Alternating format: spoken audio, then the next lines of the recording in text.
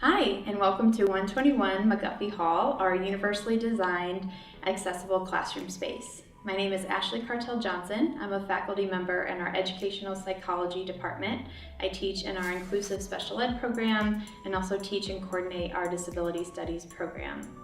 Today I want to tell you a little bit about this wonderful space. So this space was created by students in our Disability Studies minor. In our program we have a minor and a thematic sequence. A thematic sequence is like a mini minor.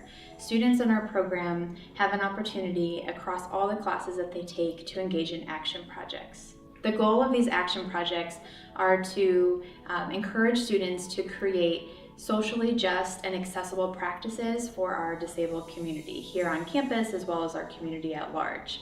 This classroom space is a culminating action project in our introductory disability studies classes. Disability studies is the academic side to the disability justice movement. Students in our program, across all the classes that they take, engage in activism-based projects. This classroom is an example of an activism-based project. So over a culmination of several semesters, students have come up with proposals for the furniture and the features of this room that are in alignment with the principles of universal design. They've presented to administration to make a case for why we need a universally designed classroom, as well as coming up with grant funding to support specifically the technology in this space. So I'm going to share with you some of the features of our universally designed classroom. The first feature is push-button doors for students and faculty to access the space. We have LED dimmable lights. These are much easier on your sensory system than traditional fluorescent lights that we typically see in classroom spaces. The floor in this space is unique in that it has both visual and tactile cues to help students navigate through the space. There are blue strips as well as different levels of pile in the carpet to help students as they find their seats.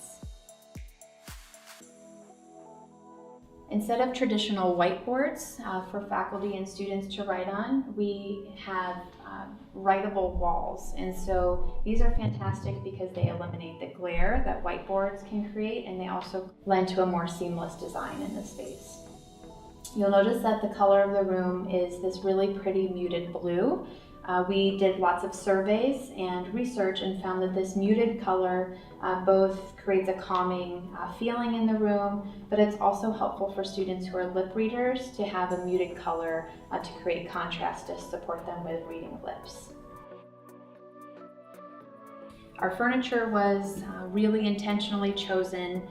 We have lots of flexibility with how we can arrange the furniture in the class. We also have tables that can be moved to a sitting or standing position, so students who prefer to stand are able to do so to raise their desk.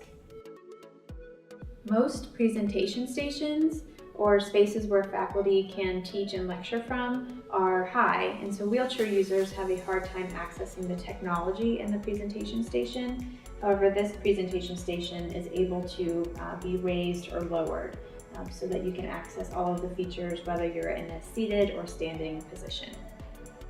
We also have an additional piece of technology, which is a touch screen computer that can also be raised or lowered.